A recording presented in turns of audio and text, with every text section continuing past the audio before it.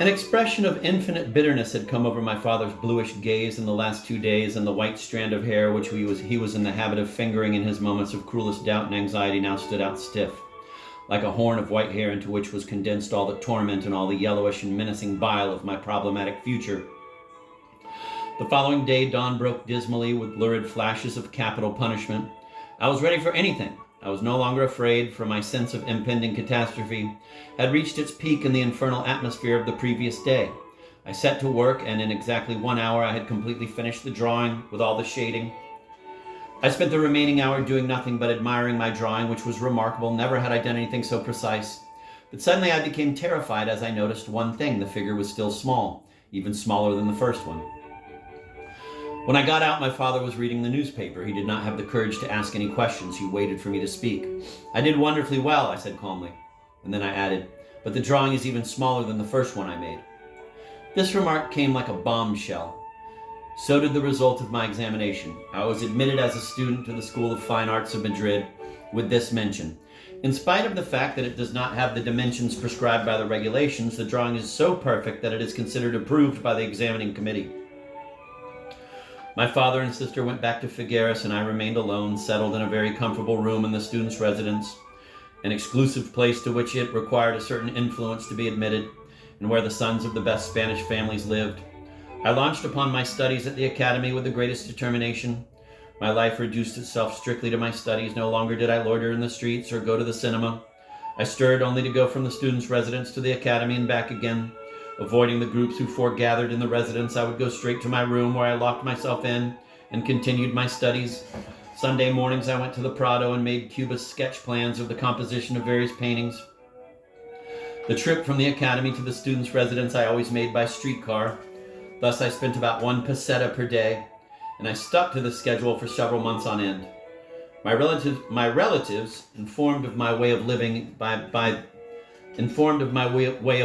the director and by the poet Marquinha, under whose guardianship I had been left, became worried over my ascetic conduct, which everyone considered monstrous.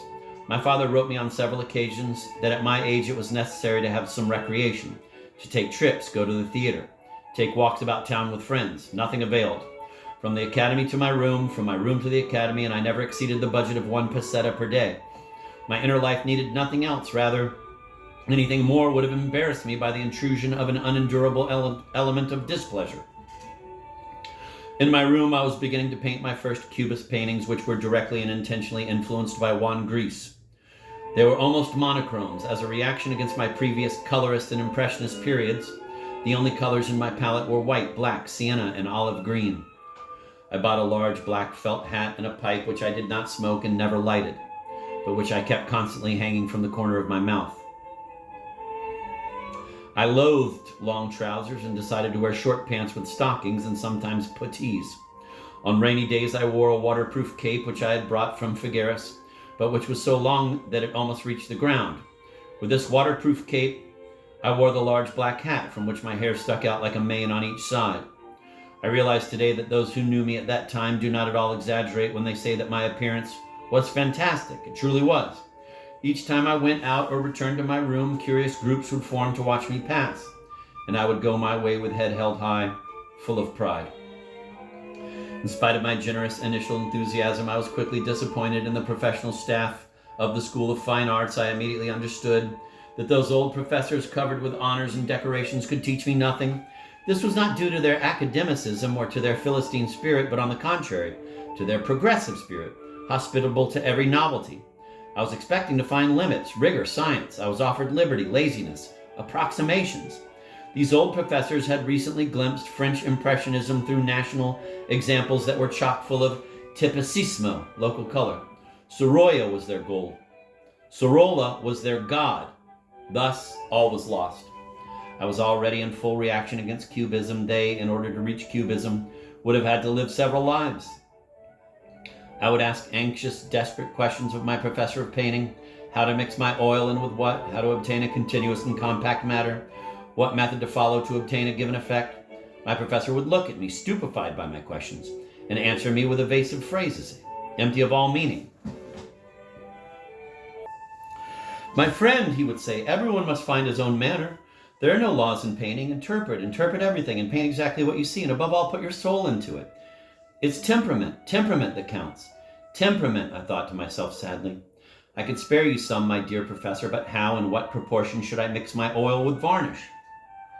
Courage, the professor would repeat. No details, go to the core of the thing. Simplify. No rules, no constraints. In my class, each pupil must work according to his own temperament. Professor of painting, professor, fool that you were. How much time, how many revolutions, how many wars would be needed to bring people back to the supreme reactionary truth that rigor is the prime condition of every hierarchy, and that constraint is the very mold of form. Professor of painting, professor, fool that you were. Always in my life, my position has been objectively paradoxical. I, who at this time was the only painter in Madrid to understand and execute Cubist paintings, was asking the professors for rigor, knowledge, and the most exact science of draftsmanship, of perspective, of color.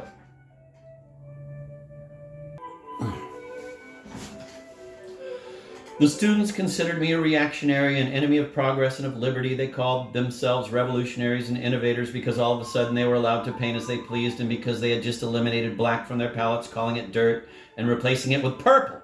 Their most recent discovery was this: everything is made iridescent by light, no black, shadows or purple. But this revolution of Impressionism was one which I had thoroughly gone through at the age of 12. And at that time I had not committed the elementary error of suppressing black from my palette. A single glance at a small Renoir, which I had seen in Barcelona, would have been ample for me to understand all this in a second. They would mark time in their dirty, ill-digested rainbows for years and years. My God, how stupid people can be. Everyone made fun of an old professor who was the only one to understand his calling thoroughly, and the only one besides possessing a true professional science and conscience. I myself have often regretted not having been sufficiently attentive to his counsels.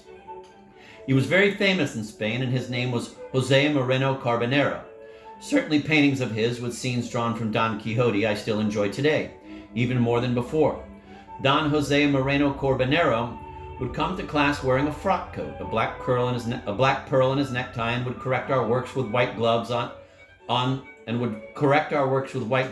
so as not to dirty his hands. He had only to make 2 or 3 rapid strokes with a piece of charcoal to bring a drawing miraculously back on its feet into composition. He had a pair of sensationally penetrating photographic little eyes like Meissonier's that are so rare. All the students would wait for him to leave in order to erase his corrections and do the thing over again in their own manner, which was naturally that of temperament, of laziness, and of pretentiousness without object or glory, mediocre pretentiousness, incapable of stooping to the level of common sense, and equally incapable of rising to the summits of delirious pride. Students of the School of Fine Arts, fools that you were. One day I brought to school a little monograph on Georges Braque. No one had even ever seen any Cubist paintings, and not a single one of my classmates envisaged the possibility of taking that kind of painting seriously. The professor of anatomy, who was much more given to the discipline of scientific methods, heard mention of the book in question and asked me for it. He confessed that he had never seen paintings of this kind, but he said that one must respect everything one does not understand. Since this has been published in a book, it means that there's something to it. The following morning he had read the preface and had understood it pretty well. He quoted to me several types of non-figurative and eminently geometrical representations in the past. I told him that this was not exactly the idea.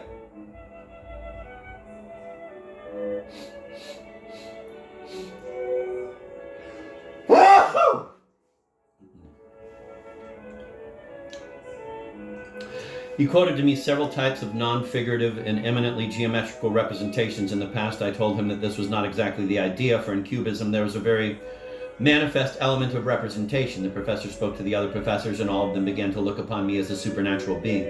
This kind of attention threatened to reawaken my old childhood exhibitionism, and since they could teach me nothing, I was tempted to demonstrate to them in flesh and blood what, quote, personality, end of quote, is. But in spite of such temptations, my conduct continued to be exemplary.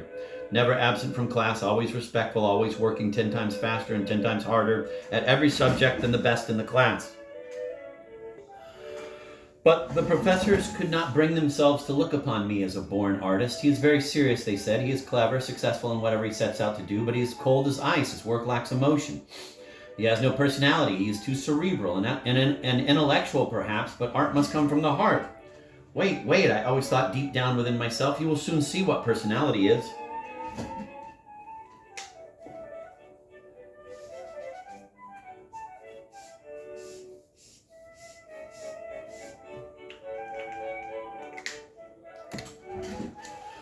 The first spark of my personality manifested itself on the day when King Alfonso XIII came to pay an official visit to the Royal Academy of Fine Art.